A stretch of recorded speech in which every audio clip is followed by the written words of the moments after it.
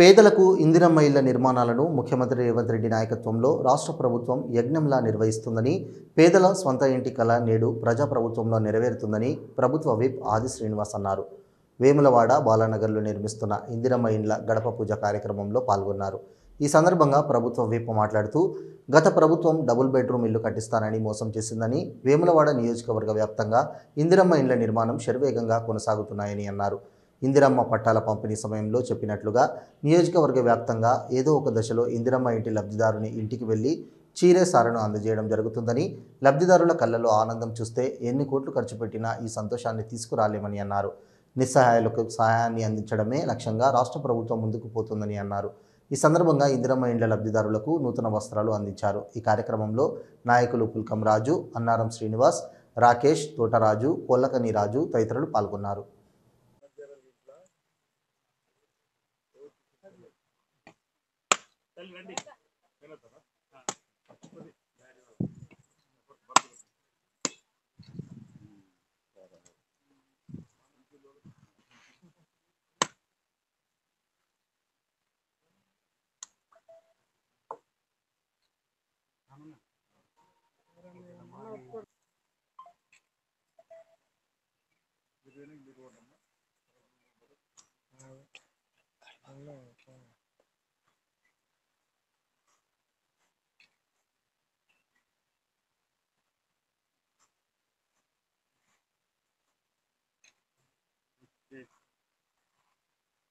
శుభాకాంక్షలు.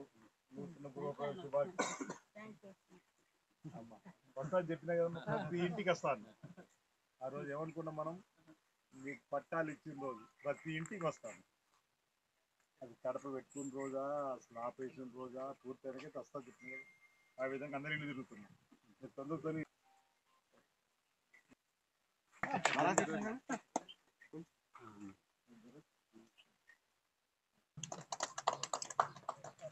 ఎంతో ఆనందం, సంతోషం. నాకు మా సీనన్న గారు నాకు తండ్రిగా స్థానంలో నిలబడి నాకు అన్ని నాకు ఇస్తున్నందుకు చాలా సంతోషంగా ఉంది. ఈ యొక్క గృహ నిర్మాణం అనేది మా జీవితాలలో ఒక కళ.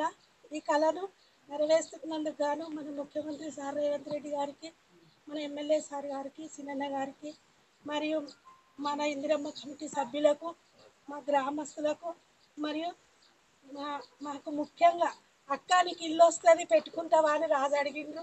రాజు నాకు స్తోమత లేదమ్మా, నేను కట్టుకోలేను అనుకున్నా.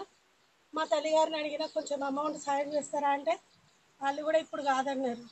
కానీ దేవుడు మాడపడుచు రూపంలో కొంచెం సాయం చేయడం జరిగింది. అదేవిధంగా అత్తమ్మ కొంచెం అనుకోకుండా ఇది ఒక అదృష్టం, జీవితంలో ఇల్లు కడతా అనుకోలేదన్నా. థ్యాంక్స్ అన్న, మన తెలంగాణ గవర్నమెంట్కి చాలా రుణపడి ఉంటాను. ఇప్పుడు ఈ గవర్నమెంట్ వల్ల ఇందిరమ్మ పథకం ద్వారా ఇల్లు వచ్చినందుకు చాలా సంతోషంగా ఉంది. ఇప్పుడు మా యొక్క సొంత ఇంటికాలను నెరవేర్చుకుంటున్నాం. అందుకు కృతజ్ఞతలు నాన్నగారికి, వీళ్ళ ప్రభుత్వానికి హృదయపూర్వక ధన్యవాదాలు. మరి తెలంగాణ రాష్ట్రంలో కాంగ్రెస్ ప్రభుత్వం వచ్చిన తర్వాత మొట్టమొదటిగా వారి పేదలను ఆదుకోవాలని చెప్పి ఇందిరమ్మ పథకం తీసుకోవాలని మరి గౌరవ శాసనసభ్యులు ప్రభుత్వం వేములవాడ గారు, శ్రీనివాస్ గారు మరి ఈ నియోజకవర్గం దాదాపు 3500 ఇళ్లను మంజూరు చేయడం జరిగింది. మరి వేములవాడ పట్టణానికి మా 15వ వార్డు కూడా ఆ రోజు అడగగానే మరి పేదలు ఎక్కువ ఉన్నారని చెప్పగానే వారు మాకు సహకరించి 26 మంది లబ్ధిదారులకు మరి 5 లక్షల రూపాయల చొప్పున ఆ రోజు పత్రాలు ఇవ్వడం జరిగింది. మరి ఈ రోజు ఆ రోజు పత్రాలు ఇవ్వడం ఆ రోజు చెప్పడం జరిగింది.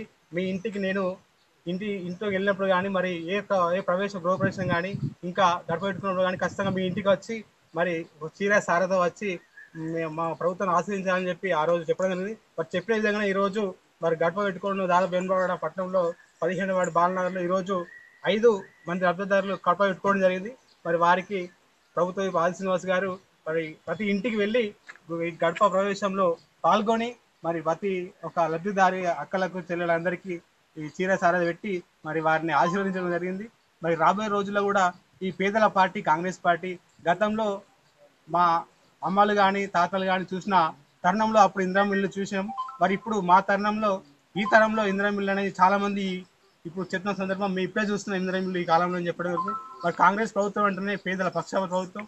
మరి ఇన్ని సంవత్సరాల తర్వాత ఈ యొక్క ఇందిరమ్మ ఇల్లు తర్వాత పేదలను ఆదుకొని పూరి గుడిసెలో ఉన్నటువంటి పేదలను మరి ఈరోజు వారి సొంత ఇంటి కళ నెరవేర్చడంలో రేవంత్ రెడ్డి సర్కార్ గారు చాలా కృతజ్ఞతలు తెలియజేస్తున్న ప్రజలందరూ ఇప్పటికే బేస్మెంట్ లెవెల్ అయినటువంటి వారందరికీ కూడా 1 లక్ష రూపాయలు వారి ఖాతాల్లో వేసిన వేళ గడప కార్యక్రమాన్ని ఆడబిడ్డలను తమ బంధువులను సమీప బంధువులను పిలుచుకొని చేసుకునే కార్యక్రమంలో భాగంగా మమ్మల్ని కూడా ఆహ్వానించిన దగ్గరికి వెళ్ళి వారికి చేరే సారే రాష్ట్ర ప్రభుత్వం ద్వారా అందజేస్తూ వారి సొంతింటి కళ నెరవేరుతున్న క్రమంలో వారి కళ్ళల్లో ఆనంద బాష్పాలను వారి గుండె లోతుల్లోంచి అంతరాల నుంచి వస్తున్నటువంటి వారి భావాన్ని కూడా ఆనందపరుస్తున్నటువంటి దాన్ని చూస్తూ అంటే ఏ ప్రభుత్వమైనా పేదల కొరకు పేదల సంక్షేమం కోసం పనిచేసేటువంటి సందర్భం. రేవంత్ రెడ్డి గారు పలు సందర్భాలు అంటారు, నిస్సహాయులకు సహాయాన్ని అందించడమే ధ్యేయంగా పనిచేస్తాం,